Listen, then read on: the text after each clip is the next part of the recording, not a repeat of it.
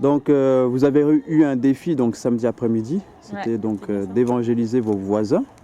Donc, j'aimerais savoir un petit peu, on aimerait savoir donc, pour Bordeaux pour Christ. Donc, comment ça s'est passé? Racontez-nous un petit peu ce qui s'est passé. Alors, tout d'abord, on a bien mangé. Et donc, non, plus sérieusement, on a prié. On était 3, donc avec Florence, mais qui n'est pas là avec nous aujourd'hui. Et donc, on a prié pour préparer ces moments. On a prié pour les gens, pour que leur cœur soit disposé. Et ensuite, on s'est lancé, on s'est laissé pousser par l'esprit, on a tapé aux portes. Et on a parlé de notre passion, quoi.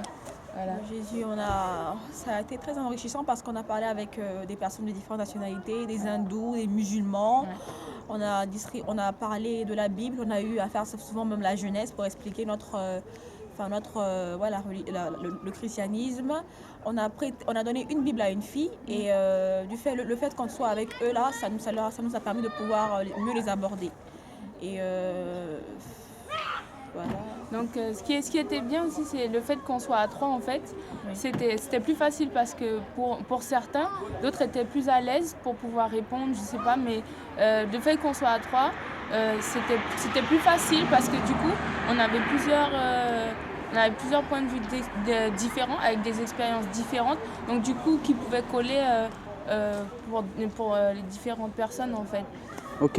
Et si vous avez un petit conseil à donner peut-être aux autres chrétiens qui hésitent en fait, qui ont peur d'aller toquer aux portes des voisins, donc qu'est-ce que vous pourrez leur dire? Je dirais de ne pas avoir peur parce que c'est les voisins, donc ils sont déjà plus en confiance en fait, comme c'est les voisins, et se laisser pousser par l'Esprit du Seigneur, ne pas avoir peur. Et puis faut pas avoir peur parce que c'est notre mission, qu'on le veuille pas, il faut le faire.